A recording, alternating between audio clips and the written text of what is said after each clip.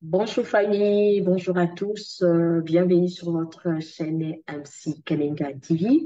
Restez branchés juste pour quelques minutes sur votre chaîne. N'hésitez pas de partager la vidéo, n'hésitez pas de commenter et soutenez-nous en les faisant, en partageant, en commentant, en lisant la vidéo. Et soyez abondamment bénis encore pour la journée d'aujourd'hui d'être là. Et nous avons un sous-thème qui est la cible de Satan. Restez connectés, connectez-vous. On vous attend encore. Nous voulons débuter ensemble avec vous encore ce matin. Merci, merci, merci, merci de vous connecter et merci d'être là. Je commence par saluer mon frère et bonjour, pasteur Freddy Boukoutoua. Bonjour, Madame Andy, et bonjour à tous ceux qui sont en train de nous rejoindre, ceux qui sont en train de suivre. Merci, pasteur. Pasteur, veuillez nous parler de ce sous-thème qui est la cible de Satan. À vous la parole, pasteur. Merci beaucoup d'abord pour cette opportunité qui me sont accordées pour passer sur Annecy Karima TV. J'aimerais, pendant que nous commençons, euh, saluer les internautes et tous les téléspectateurs de MC Kalema TV. Et nous sommes dans la continuité et puis nous voulons terminer avec ce grand sujet sur lequel nous sommes en train de parler depuis le début de l'année, c'est-à-dire la révélation des fils de Dieu. C'est toujours sur ces chemins-là que nous sommes. Nous avons dit beaucoup de choses. Et la fois dernière, nous étions en train de parler de la honte qui est un obstacle à la révélation des fils de Dieu. C'est-à-dire, si on ne sait pas braver la honte, il est pratiquement impossible d'être en contact avec l'homme, la femme que Dieu vous a donnée. Cet homme-là présente quelque chose qui peut vous faire honte.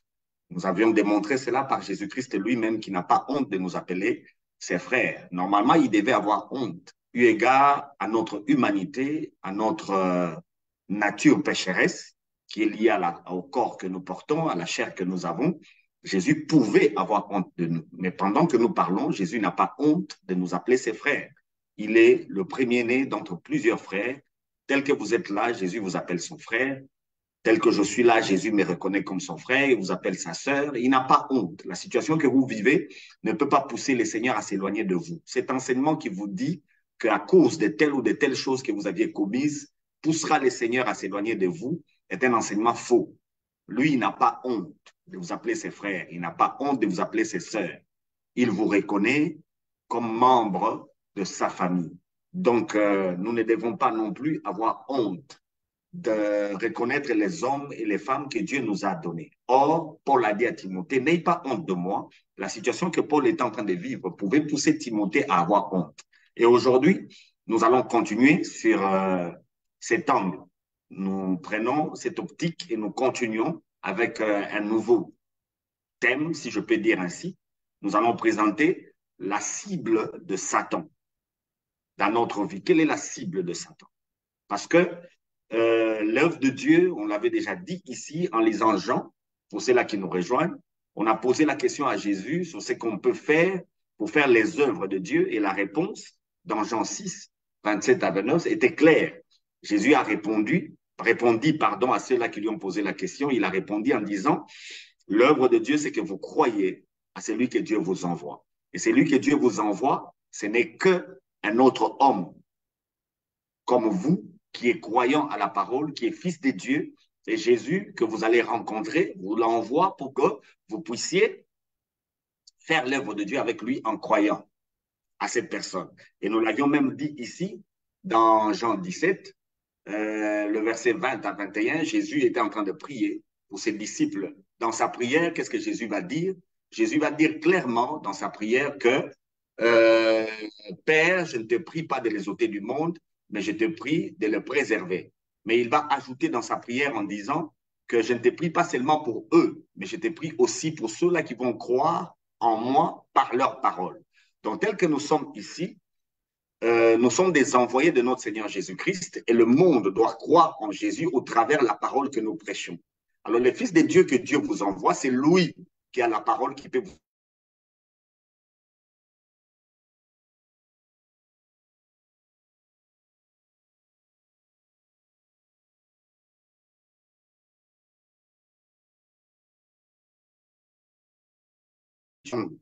Et l'apôtre Paul a dit, n'ayez pas honte. Il a dit à Timothée, n'ayez pas honte de moi.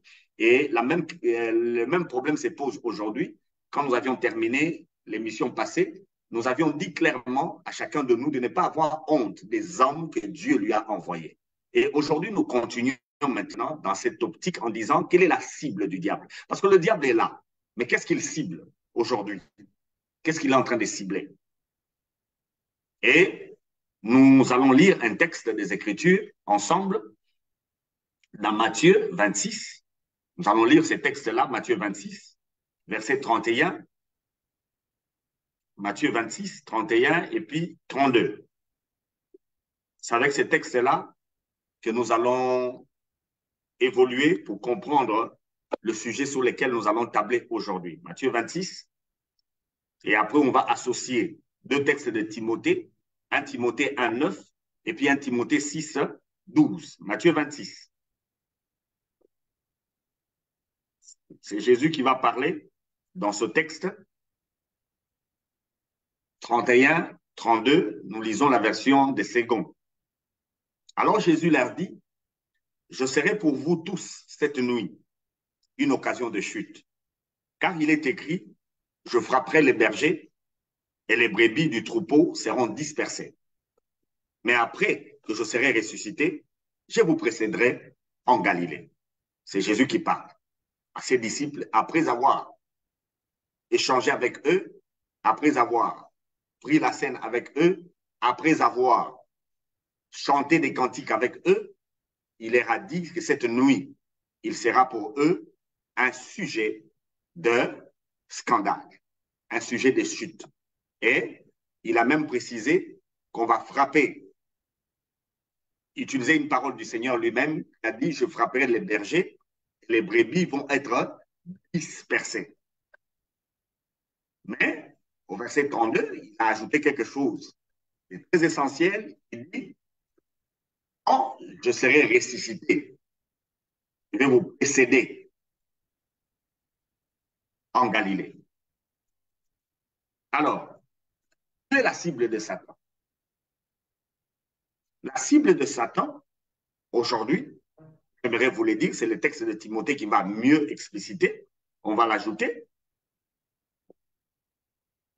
La cible, c'est effectivement la foi. Mais vous allez voir la foi en quoi ou bien la foi en qui? La foi en quoi ou bien la foi en qui? 1 Timothée, chapitre 1er, le verset 9. Et puis 1 Timothée 6, le verset 12. 1 Timothée 1, 9, écoutez ce que la Bible dit. Sachant bien que la loi n'est pas faite pour les justes, mais pour les méchants et les rebelles, et les impies et les pécheurs, et les irréligieux et les profanes, et les patricides, les meurtriers. C'est pour ces gens que la loi a été faite. La loi n'est pas pour vous qui êtes fils de Dieu. Maintenant, on ajoute 1 Timothée, le chapitre 6,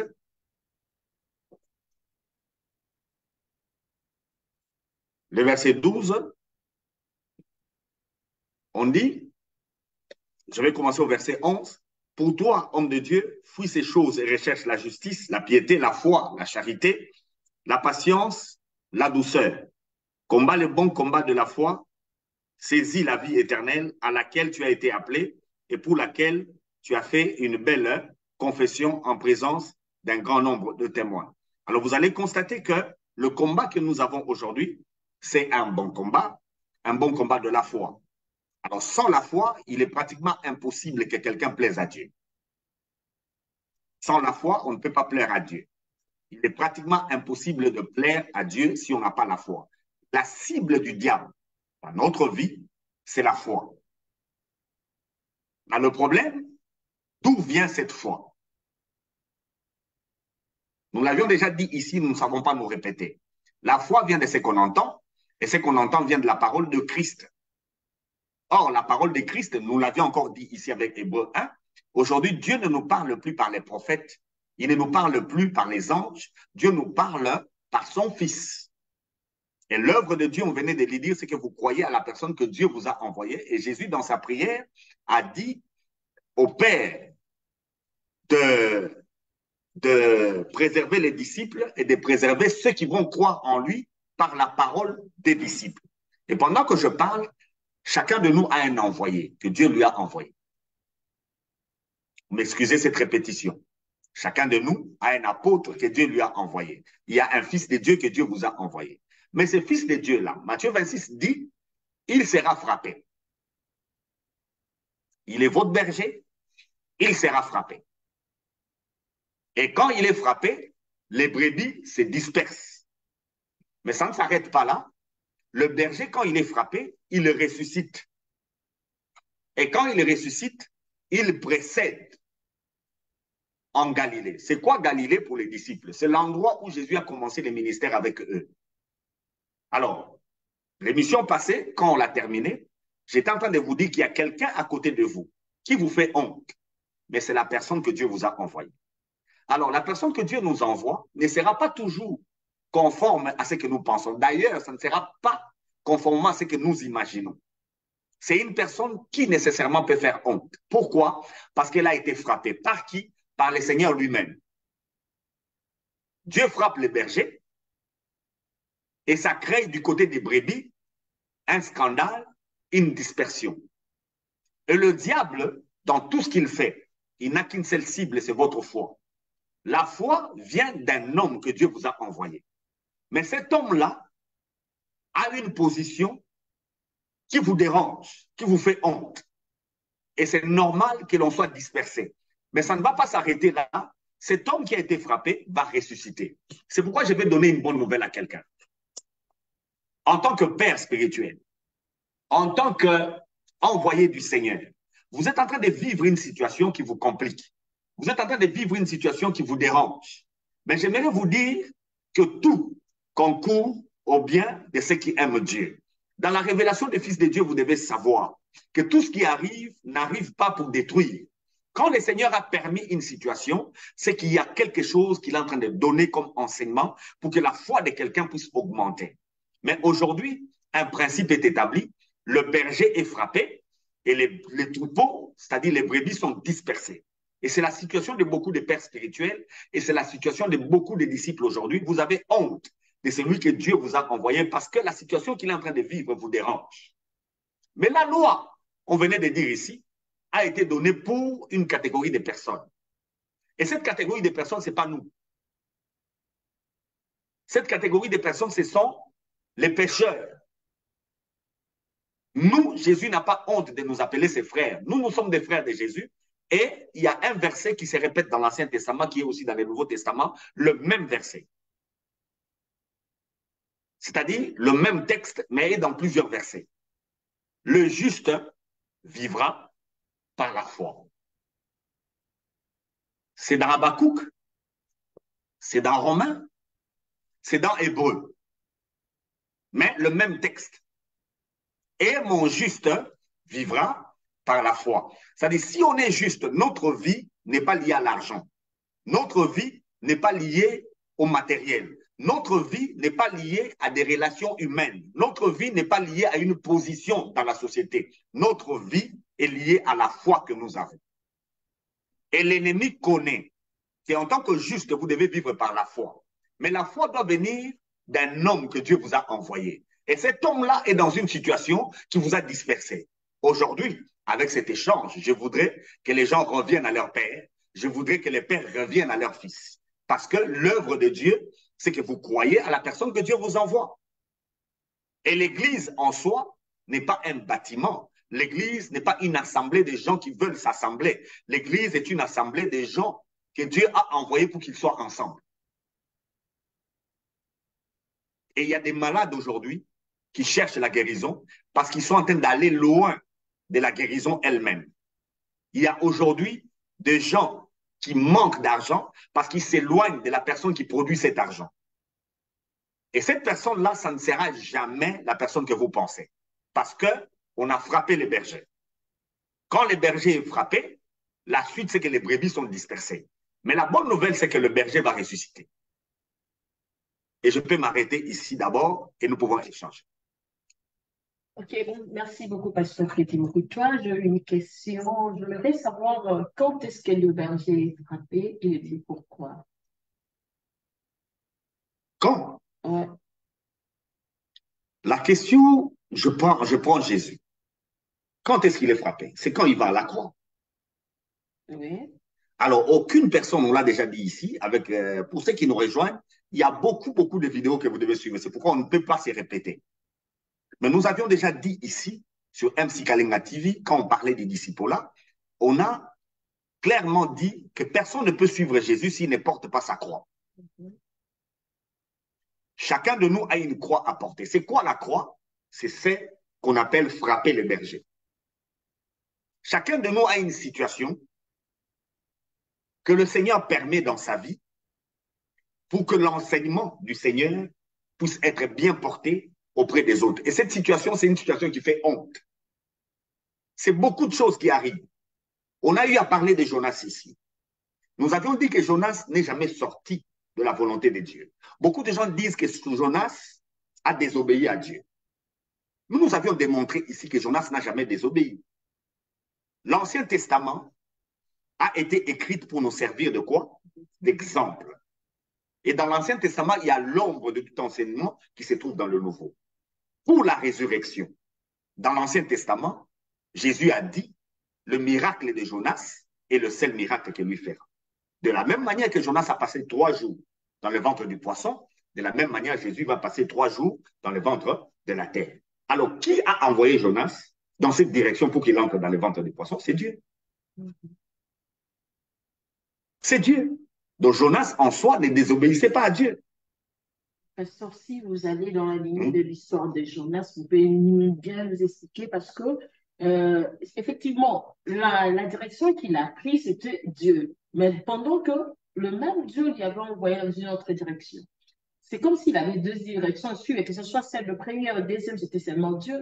Dieu a dit à Jonas d'aller prêcher Amen. à Ninive. C'est tout. Effectivement, mais il avait fui, la Bible dit qu'il avait fui pendant qu'il était dans le ventre. J'aimerais bien que vous nous expliquiez C'est parce ça, que, frapper les bergers. La croix de Jonas, c'est laquelle? mais ça, il s'est choisi lui-même.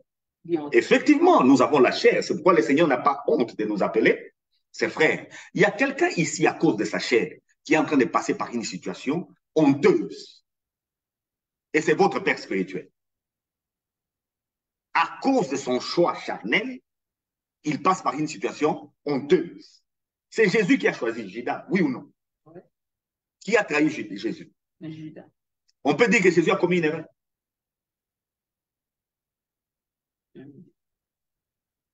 On frappera les bergers et les brebis.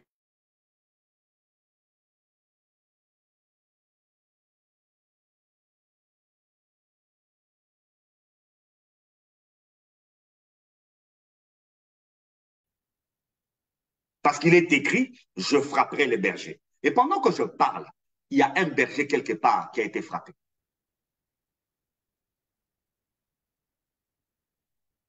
Il y a un berger quelque part qui a été frappé. Et il y a des brebis qui sont dispersées. J'aimerais aujourd'hui remettre les cœurs des fils à leurs pères et remettre les cœurs des pères à leurs fils.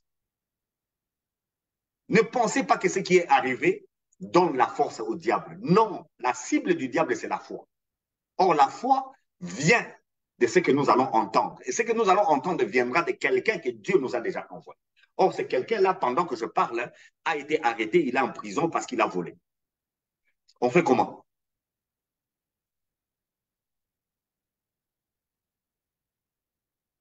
On fait comment? On attend? On l'abandonne. Non. C'est pas mon frère Patrick, je vous salue d'abord. Bonjour, frère Patrick, et je suis contente que vous soyez avec nous aujourd'hui. Bonjour, maman Kalenga. Vraiment, je suis très, très enthousiaste même. Ben, je ne sais pas si vous avez eu une question par rapport à ce que le pasteur venait de dire tout à l'heure. Oui, oui. On vous écoute si vous avez une question à poser. Bon, j'allais justement à demander, poser la question. le berger, c'est Jésus qui a choisi Judas et c'est Judas qui a trahi Jésus. Mais là, par rapport à ce contexte-là, on peut dire que les choix de Jésus étaient charnels ou cela a été prédestiné que cela soit ainsi. Gloire au Seigneur. Jésus a choisi en tant qu'homme. Et en tant qu'homme, je n'ai pas honte de dire que c'est la chair qui choisit. Je n'ai pas honte. Jésus était un homme comme vous et moi. C'est d'une manière humaine qu'il a choisi. Tel que nous sommes là, les choix de la chair, ça ne signifie pas le péché. C'est la nature qui choisit. Jésus n'a choisi aucune personne étrangère à Israël. Tout ce que Jésus a choisi, il les a choisis en Israël. Pourquoi? Parce qu'il a travaillé charnellement.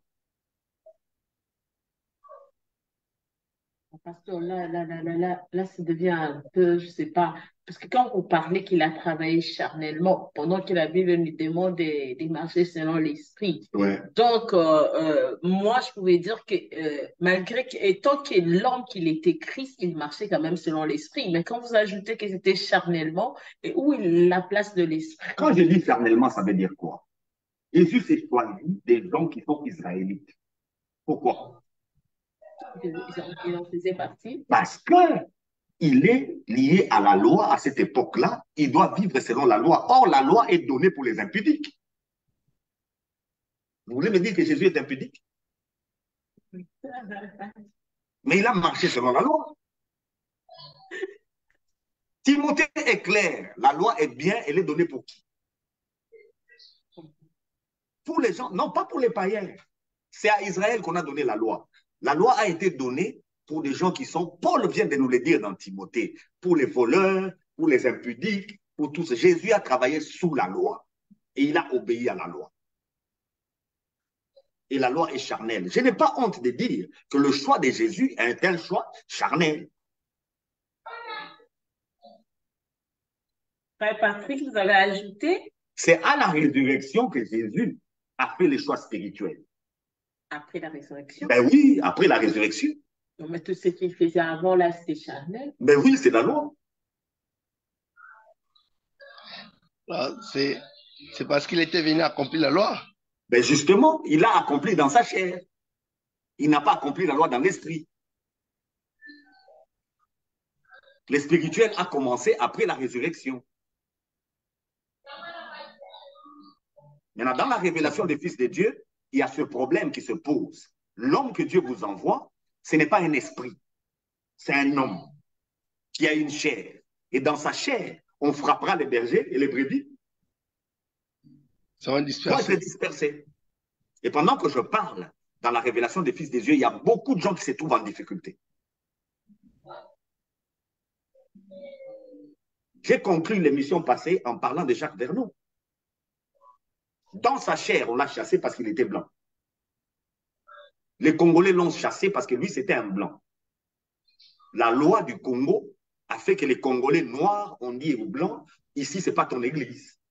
Tu peux t'en aller. Mais lui, il avait entendu le Seigneur. Il connaît la voix du Seigneur. Il est parti. 7 ans après, il est rentré.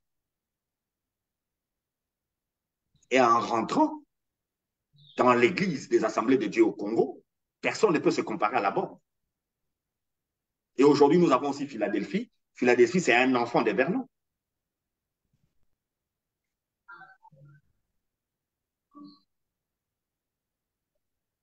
Donc, mon bien-aimé, Jésus, en choisissant Judas, il savait ce qu'il faisait.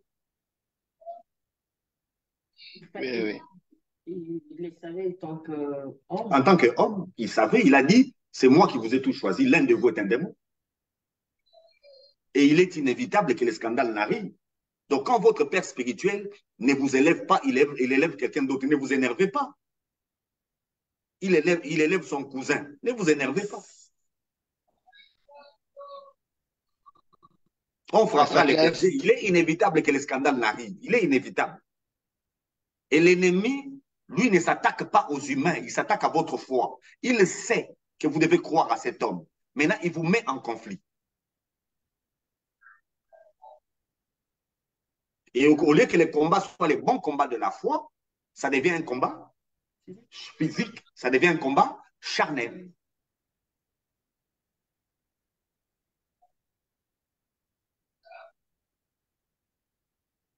Ça, c'est pas facile aussi de sortir. Hein, ça ne sera jamais facile. C'est pourquoi moi, je ne conseille pas aux gens de prêcher la loi. La vie chrétienne elle-même n'est pas facile, madame. Effectivement. Alors, quand vous ajoutez encore des histoires telles que la loi ne fait pas ceci, ne touche pas ceci, ne mange pas ceci, vous compliquez encore les choses. La vie chrétienne elle-même, pour la vivre, vous devez être en contact avec quelqu'un qui vous tape, par exemple. Mais vous savez que c'est lui. Imaginez que Élie était votre pasteur et vous, vous êtes Élisée. Lui-même, il vous dit, rentre, Dieu va me prendre aujourd'hui. Vous faites quoi? Je rentre. Vous allez rentrer. Mais Élisée n'est pas rentré. Il a obéi ou désobéi? Il a désobéi. Mais sa désobéissance l'a amené quand même à faire quelque chose. Mais justement, c'est ça. Il n'est pas rentré. Il s'est attaché. Il a dit, je reste avec toi. C'est toi que Dieu a envoyé pour moi. Élisée avait la révélation des fils de Dieu. Non, ne dis pas la Dieu... désobéissance, pasteur. La révélation peut-être. Parce que mais dans cette... humainement parlant, il a désobéi à ce que son père lui a dit. Humainement parlant. Bon, humainement parlant, il lui a dit rentre. Lui, il n'est pas rentré.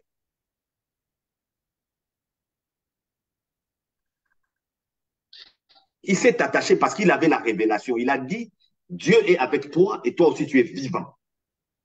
Je reste avec toi. Les gens lui ont dit, oh, pourquoi tu es en train de suivre? Tu ne sais pas qu'aujourd'hui Dieu est en train de les prendre. D'autres prophètes, plusieurs prophètes. Donc plusieurs prophètes peuvent parler contre votre père spirituel. Dites aux prophètes, ce sont des menteurs. Restez avec votre père spirituel. Aujourd'hui, on a des prophètes qui disent aux gens d'abandonner leur père spirituel. On a des prophètes qui disent aux pères d'abandonner leurs fils. On a des prophètes qui disent aux gens d'abandonner leurs amis. C'est dangereux. Moi, je pense aussi qu'il y a un problème avec le fils. De fois aussi, le fils ne comprenne pas. Comme Élisée, vous avez bien dit, il avait quand même la révélation, il savait de ce qu'il fait. Mais aujourd'hui, dans nos jours, nous voyons des fils faire des choses. C'est comme si cette révélation-là, il n'y en a pas. Donc, tout ce que le père est en train de dire, le père, humainement parlant, il peut aussi se tromper, pasteur. Mais si un fils aussi est instruit, il a la révélation, il doit avoir aussi la capacité de dire non. Parce qu'aujourd'hui, on voit, devant nos pères, on a l'incapacité de dire aussi non. Moi, je pense que ce n'est pas mauvais de dire non lorsqu'il s'agit aussi de dire non, mais de ne pas désobéir. Mais je refuse de faire cela en voyant que peut-être moi, j'avais la révélation, ou bien je trouve que ce n'est pas biblique, mais je reste soumis. Mais en disant non, ça peut aussi se faire, pasteur. Il faut faire la différence entre la désobéissance et la soumission. Le disciple est soumis au maître, mais le disciple peut désobéir au maître. Là, il faut faire la différence. Oui, il faut. Je suis soumis, mais j'ai désobéi. Et c'est ça, Élisée. Il est soumis à Élie, mais il désobéit à ce qu'Élie a dit. C'est ce que je dis aujourd'hui, on ne voit pas. Quand quelqu'un le fait devant un père, comment ça maudire? Non, non, c'est là où il faut faire la différence entre la soumission et la désobéissance. C'est pourquoi cette émission va aider aussi les pères. On frappera les bergers et les troupeaux seront dispersés. Donc, un père ne doit pas pleurer si les troupeaux se dispersent. Vous pouvez avoir un disciple que vous avez formé, mais pendant que je parle, le disciple est en train de vous injurier. Il s'est seulement dispersé. À la résurrection, allez les chercher. Mais à la résurrection, quand vous parlez, quand il va revenir sur ses pas? Non, non, Jésus est allé chercher Pierre quand il est ressuscité. Ce n'est pas Pierre qui a cherché Jésus. Mais quand vous parlez à la résurrection, allez les chercher. Oui. Quand Dieu vous rétablit, vous avez été frappé, vous avez volé, vous êtes en prison pendant que je parle. Vous allez sortir de la prison. Et quand vous allez sortir, ne soyez pas contre tous ces gens qui ont parlé contre vous. Le scandale peut arriver et les gens peuvent crier contre vous, ils peuvent crier au scandale, ils peuvent même vous injurier. Votre propre enfant peut vous injurier. Mais quand le Seigneur vous rétablit, parce que nous sommes dans la révélation des fils de Dieu, il vous rétablit pour eux. Ça peut être un parti politique, ça peut être une organisation de je ne sais quoi, où vous étiez avec des associés, il y a eu un problème, ils vous ont abandonné, et pendant que je parle, le Seigneur est en train de vous restaurer, allez chercher chez eux, vivez avec eux, parce que Dieu vous les a donnés.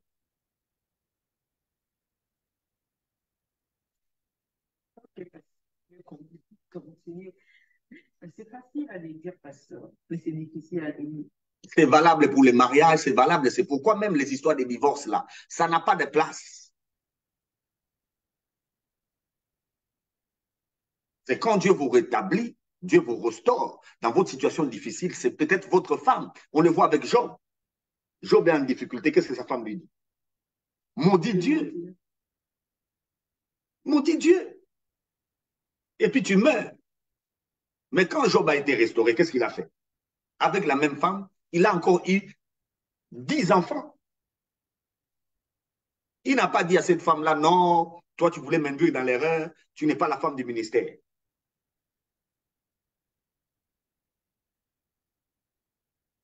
On frappera les bergers et les brebis vont être dispersés. Et le texte est clair, je frapperai. C'est le Seigneur lui-même.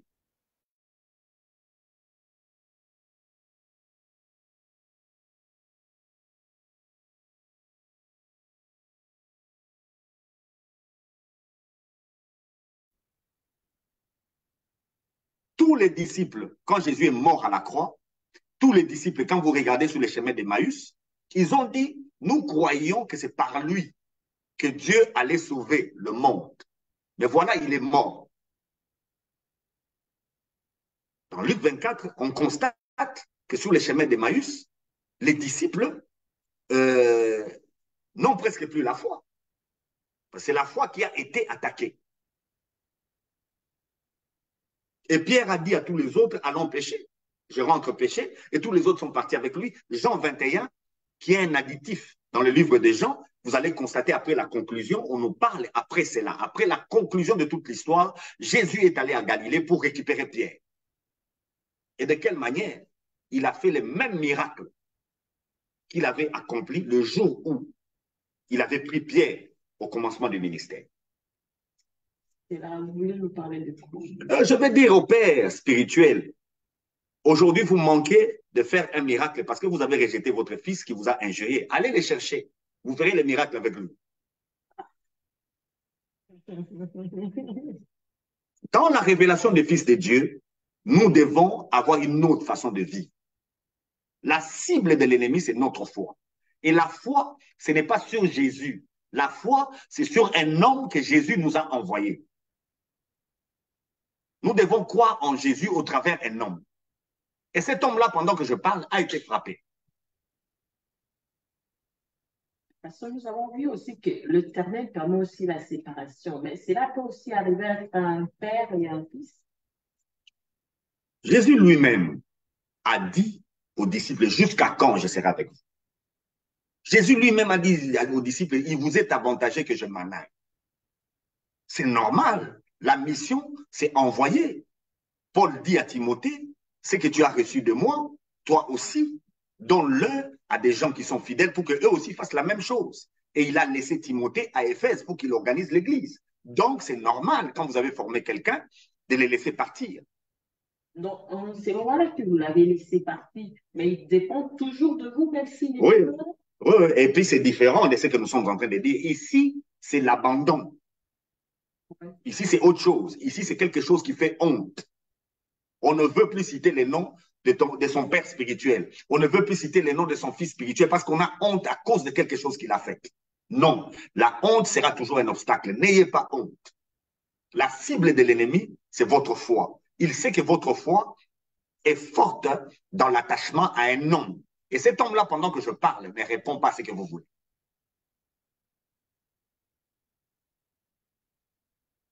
Il y a des assemblées qui disparaissent comme ça. Il y a des communautés qui sont en train de disparaître parce que le scandale a fait qu'on s'est séparés. Il y a des enseignements qui sont aussi faux que moi je connais. Des enseignements faux tels que, par exemple, l'enseignement où on dit que Dieu a élevé Abraham quand il s'est séparé de Lot. C'est faux. C'est un enseignement faux. Abraham appartient à Lot. Si nous avons l'histoire de Sodome et Gomorre, d'ailleurs, Isaac lui-même est né dans un contexte de l'histoire de Sodome et Gomorre. C'est quand Dieu allait à Sodome et Gomorre qu'il est passé chez Abraham pour qu'Abraham intercède pour Lot. Et c'est dans ce passage-là que la promesse de la naissance d'Isaac est sortie. Donc Lot est une voie de bénédiction pour Abraham. Maintenant, ce qui est encore plus grave, c'est le livre de Ruth. Jésus est né dans la descente de Ruth. Qui est Ruth? C'est la fille d'un Moabite. Et qui sont les Moabites? Les Moabites, ce sont les descendants de Lot. Donc Lot est pratiquement dans l'histoire du salut.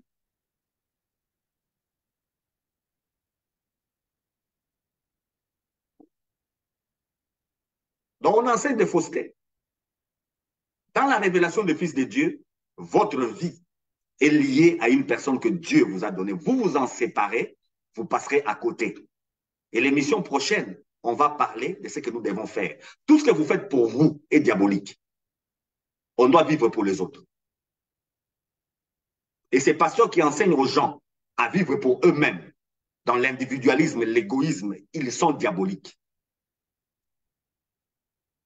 Jésus ne nous a pas sauvés pour lui, il nous a sauvés pour nous.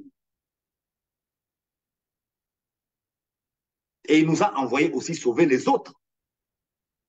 Et les dons que nous avons, les grâces que nous avons, tout ce que nous avons, c'est à mettre à la disposition des autres, pas à notre disposition. Quiconque vit pour lui-même vit contre la parole de Dieu. Alors, l'émission prochaine, on va s'atteler à ça. Mais aujourd'hui, d'abord, c'est une question de la cible de l'ennemi. Le juste vit par la foi. Or, la source de la foi, c'est un fils de Dieu que Dieu vous a envoyé. Tant que vous n'écoutez pas cette personne-là, tout ce que vous écoutez est faux.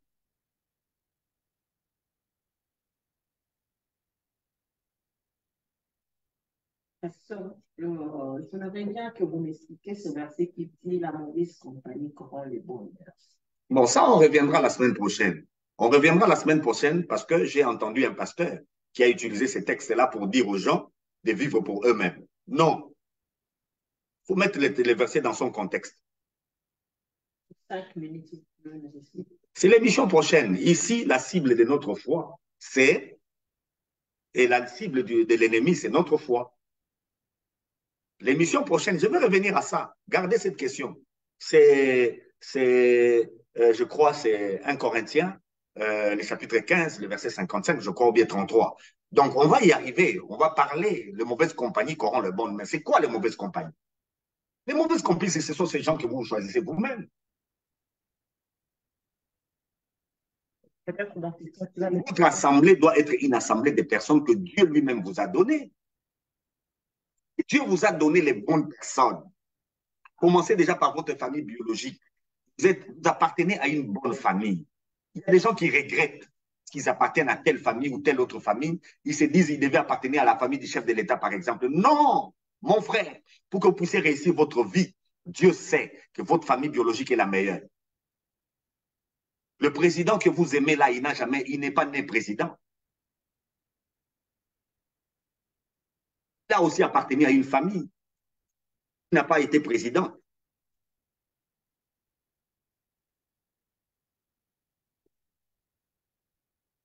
On va y arriver avec ces mauvaises compagnies. On saura c'est quoi les mauvaises compagnies. Les mauvaises compagnies, ce sont ceux-là qui sont sous la loi, qui sont charnels.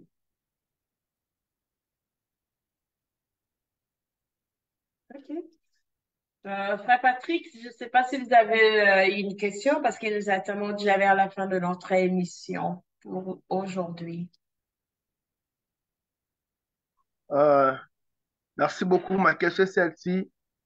Quelles sont les qualités,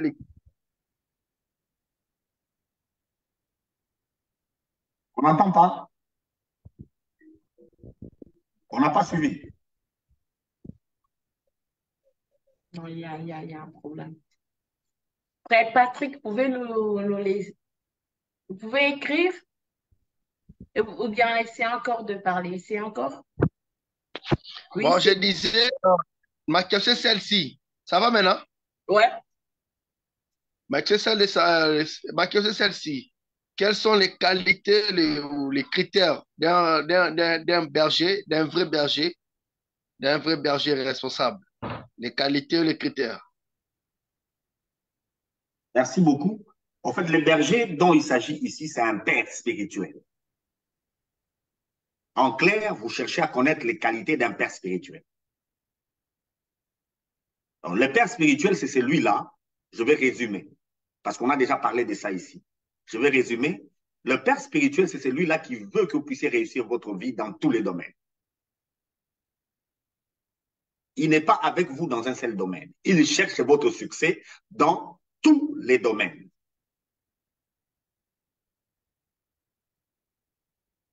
Il y a un homme dans votre vie qui cherche votre succès dans tous les domaines de votre vie. Il ne regarde pas que le côté spirituel, il ne regarde pas que le côté ecclésiastique. Il est partout avec vous, il cherche que vous réussissiez partout. Quand je dis il est partout, ce n'est pas physiquement, mais c'est quelqu'un qui vous accompagne dans tout ce que vous devez faire. Ce n'est pas quelqu'un qui connaît tout, mais il peut vous orienter vers qui vous pouvez étudier ceci ou cela. Mais c'est quelqu'un qui cherche votre réussite dans tous les domaines. C'est quelqu'un qui n'est pas en compétition avec vous. Il a toujours quelque chose à vous donner et il cherche que vous puissiez réussir. D'accord, Daddy. J'avais encore une autre préoccupation. Euh, Aujourd'hui, nous remarquons qu'il y a des gens qui changent des assemblées. Alors, je donne un exemple. Quand quelqu'un prie dans l'église de la Borne et qui s'est décidé peut-être de quitter l'église de la Borne pour atteindre peut-être l'église Philadelphie, est-ce que en arrivant à l'église Philadelphie, c'est passé à son père spirituel?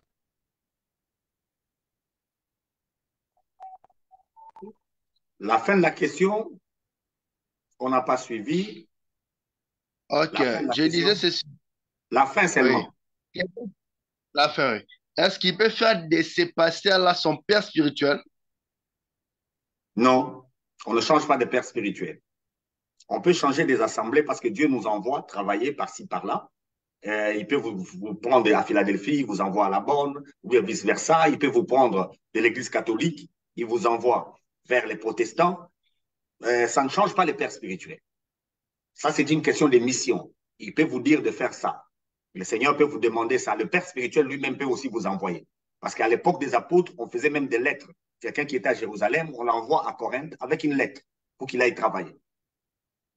Ça peut se faire, mais on n'a pas changé de père spirituel. Alors l'erreur avec la religion, c'est que dès que vous appartenez à une église, le pasteur de l'église dit qu'il est votre père spirituel. Ça, c'est faux.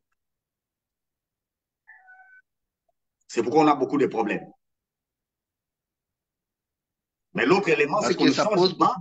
L'autre problème, c'est qu'on ne change pas de communauté comme on veut.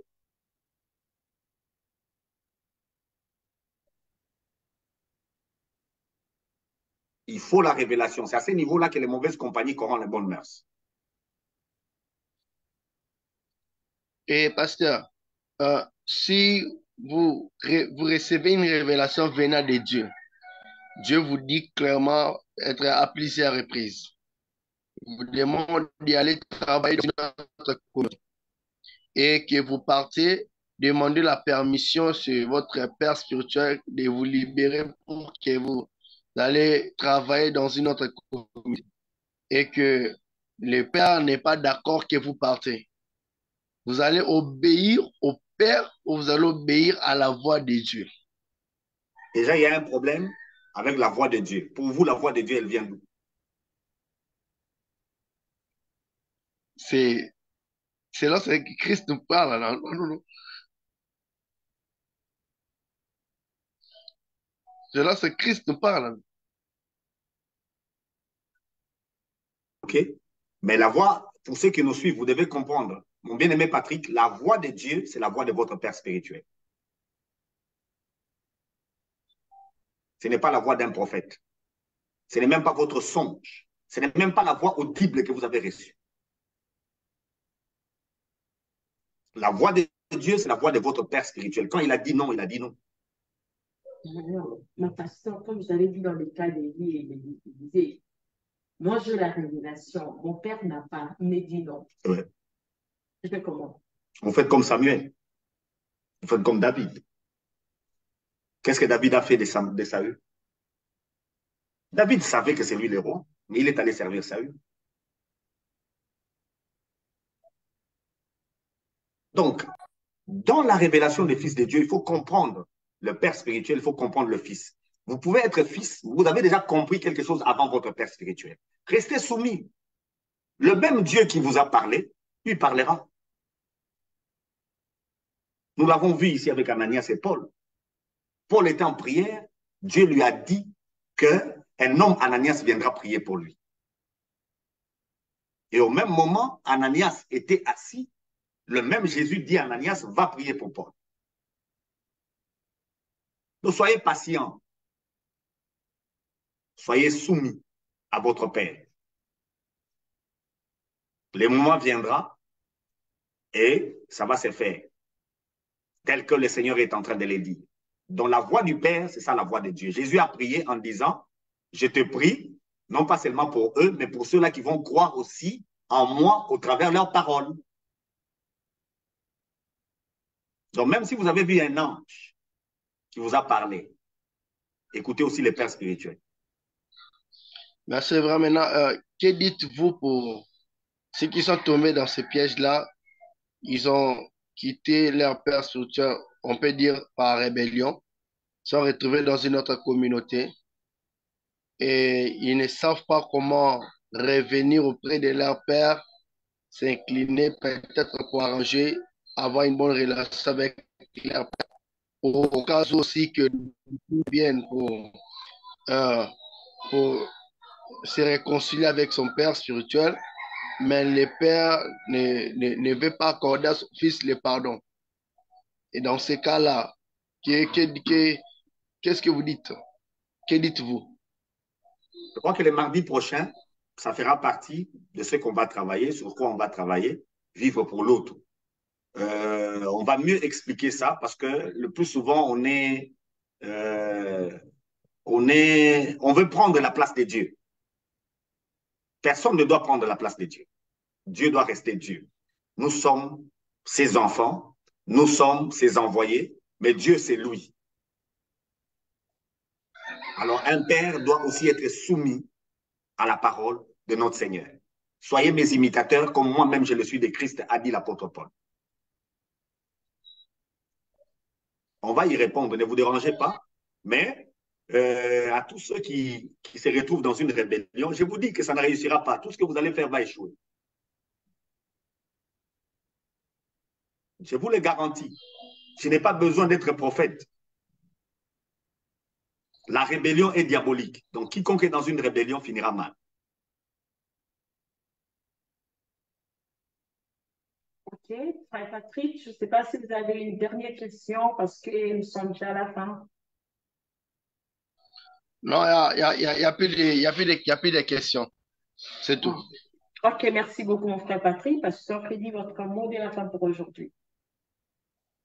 Je répète avec ce verset qui est dans Habakkuk, Habakkuk 4, le verset 2.